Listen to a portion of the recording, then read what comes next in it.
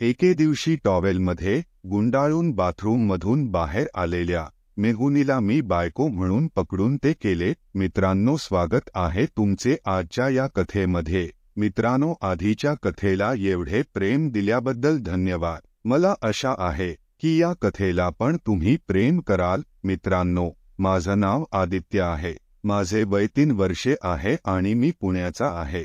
मी आणि माझी बायको इथे पुण्याला राहतो. माझी बायको 27 वर्षांची आहे. आमच्या लग्नाला 2 वर्षे झाली आहे. काही महिन्यांपूर्वी माझ्या बायकोची मोठी बहीण इंदू सुट्टीत आमच्याबरोबर राहायला पुण्याला माझ्या घरी आली होती. इंदू माझ्या पत्नी काव्यापेक्षा 3 वर्षांनी मोठी आहे. इंदूबद्दल मी कधीच चुकीचा विचार केला नाही. आमचे नाते भाऊ बहिणीसारखे होते आणि मी तिला ताई म्हणायचो. आजही मी तिला ताई म्हणतो. आमच्यात फक्त थोडीशी गंमत व्हायची, पण आता सगळे खुलायला लागले आहे.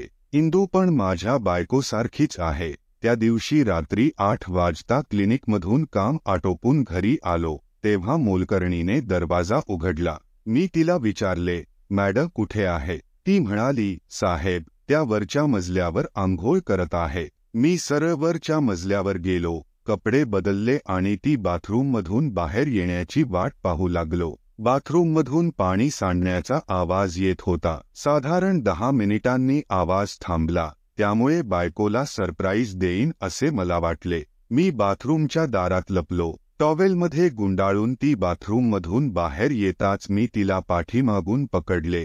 हे सगळे इतक्या पटकन घडले की तिला काहीच समजले नाही. ती किंचाळली, अरे तुम्ही काय करत आहात? आवाज ऐकून मीही स्तब्ध झालो. अहो, मी तुमची बायको नाही, मी इंदू आहे. मी लाजत म्हणालो, सॉरी ताई. ती तुला काव्या समजलो. ती काहीच बोलली नाही. मी लगेच माझ्या खोलीत गेलो. मी विचार करत होतो की ती माझ्याबद्दल काय विचार करेल. तिने काव्याला सांगितले तर मी हे मुद्दाम केले नाही हे तिला कळणार नाही. आणि दुसरीकडे इंदू माझ्या डोळ्यासमोरून जात नव्हती आणि अजूनही तिचे ते माझ्या हातात जाणवत होते. नंतर सर्वांनी एकत्र जेवण केले. मी तिच्या डोळ्याचा संपर्क साधू शकत नव्हतो, तरीही आम्ही तिघेही बोलत होतो. असेच 2 दिवस गेले. तिसऱ्या दिवशी रात्री 11 ते 12 वाजता मी आणि बायको दोघेही होतो. आम्ही नको ते करत होतो आणि माझी बायकोही खूप ओरडत होती. मी म्हणालो, जरा हळू. इंदू बाहेरच्या हॉलमध्ये झोपली आहे.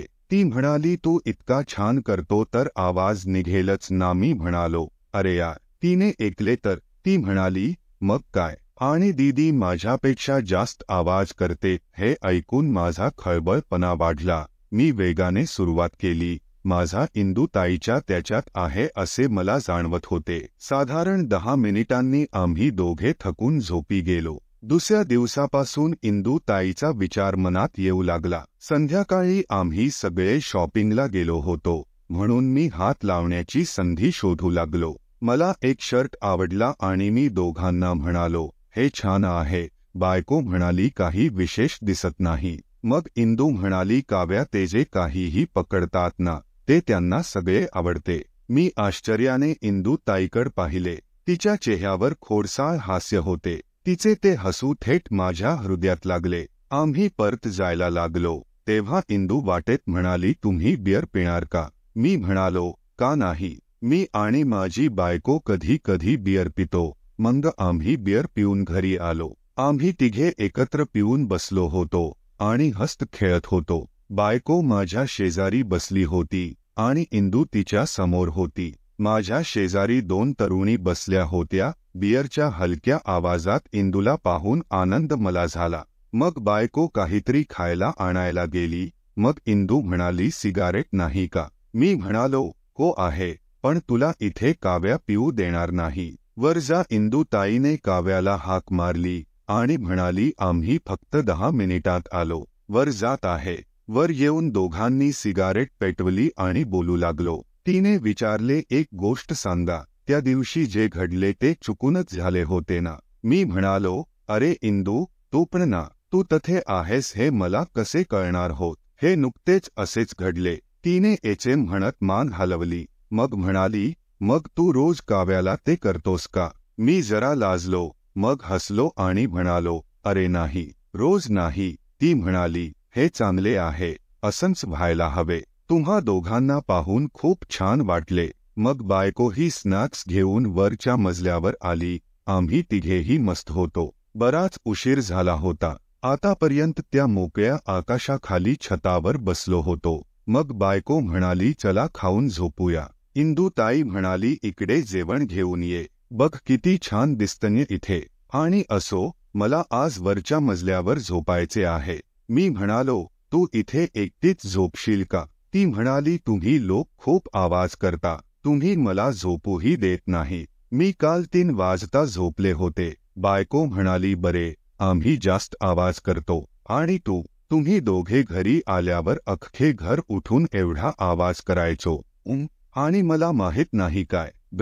आज आम्ही ते करणार नाही. मी म्हणालो, इंदू, हे खरे आहे का? असे बोलून आम्ही दोघंही हसलो. ती काहीच बोलत नव्हती. बायको म्हणाली, मी तुझे जेवण घेऊन येते आणि मी झोपणार आहे. थोड्याच वेळात ती जेवण देऊन निघून गेली. आम्ही दोघे बोलत राहिलो. मी एक सिगारेट पेटवली आणि 2 पफ घेतल्यानंतर मी सिगारेट तिच्या दिशेने वाढवली. तिनेही 2 पफ घेतले आणि मला परत दिले. मी सिगारेट तोंडात घातली आणि गमतीने म्हणालो, आता टेस्ट ब्री आहे. ते म्हणाले, कसे? मी म्हणालो, तुझ्या ओठांची मिठास त्यात आली आहे. पण ती काहीच बोलली नाही. मग तिने फोन उचलला आणि मला म्हणाली, मी तुला काहीतरी शिकवते.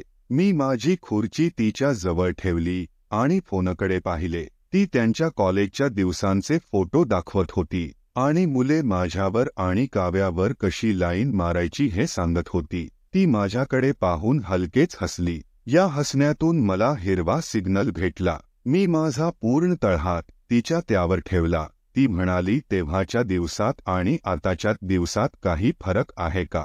मी म्हणालो, आधी मी थेट संपर्कात होतो, आता कापडाच्या माथ्यावरून आहे. ती म्हणाली, मग तुझ्यासाठी कापड काढायला बाहेरून कोणीतरी येईल का? मला समजले. ती शांतपणे डोळे मिटून बसली. मी तिच्या समोर उभा राहिलो आणि सगळा प्रकार काढून टाकला. साधारण 20 मिनिटांनंतर आम्ही दोघे खुर्चीवर बसलो. त्या रात्री पहाटे 5च्या सुमारास मी बायकोच्या शेजारी जाऊन झोपलो. मित्रांनो, तुम्ही RK मराठी स्टोरी चॅनेलवर नवीन असाल तर नक्की सबस्क्राईब करा.